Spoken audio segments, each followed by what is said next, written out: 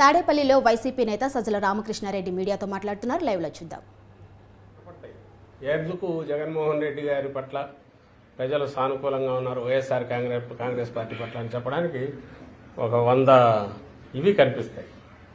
అవైపు ఏం కనిపిస్తాయి అంటే అందరూ ఏకమయ్యారనేది ఒకటి తప్ప ఏది సంబంధం లేని వాళ్ళు కామన్ మేనిఫెస్టో కూడా చెప్పుకోలేకపోయారు. అక్కడ మేమందరం వస్తే ఇది చేస్తామని కూడా చెప్పలేకపోయాం.